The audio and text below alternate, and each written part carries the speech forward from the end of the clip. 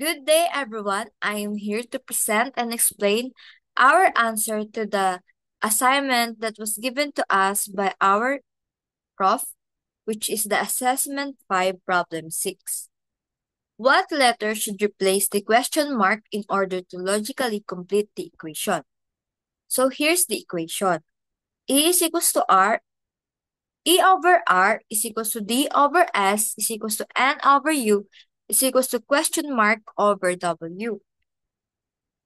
So, draw a snowman and write your answer in his tummy. So, walang wala tayong basehan kung paano to gawin, kung paano siya isa-solve. And kasi walang din naman siya number, and so by doing that, paano ba natin siya i-solve? Like, ano ba ang logic dito behind this? So, in solving this one, we must be guided by DePaulia's 4 steps to problem solving. So, there are 4 steps, which is preparation, thinking time, insight, verification. So, let's move on into our first step, which is the preparation. In preparation, we must understand the problem. We must put or ask, what is this about? Or we should translate it into easiest way possible. So, the problem show only letters and does not involve any equation or numbers. So, ano ba dapat nating gawin para maintindihan natin itong problem na to? So, by translating it into numbers. So, in translating it into numbers, we must move on to the next one, which is thinking time or devise a plan. So, we must assign number to each letter so that we can solve it. We can solve the problem. Kasi wala naman siyang number, and paano ba natin masasagutan yun? Like, hindi naman know kung anong sequence or pattern ang meron kung hindi natin siya ita-translate into number. So, in translating the number, we have E is equals to 5, R is equals to 18, D is equals to 4, S is equals to 19, N is equals to 14, U is equals to 21, and W is equals to 23. So we must find the numerator of W. So after we assign number to each letter, we must carry out the plan or move on to the next steps, which is the insight. So in insight, we must after we translate the letters into numbers, we must know.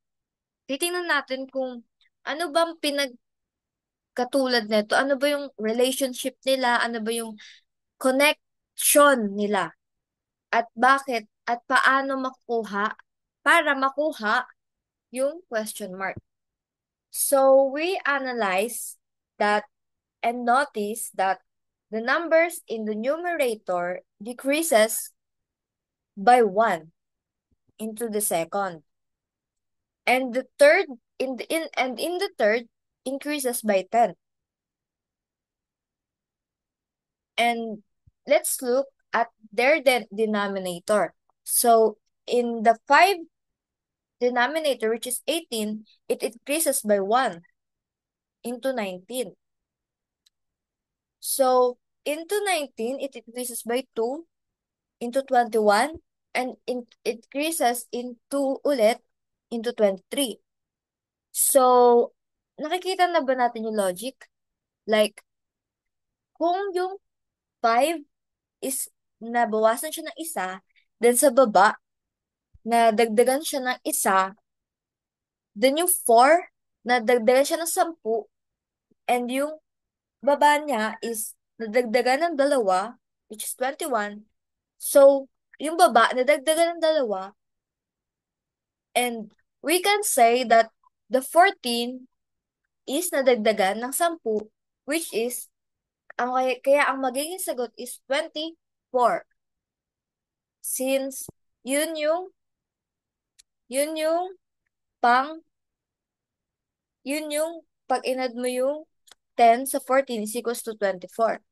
So, paano ba natin masasabi na 24, yun na ang tamang sagot?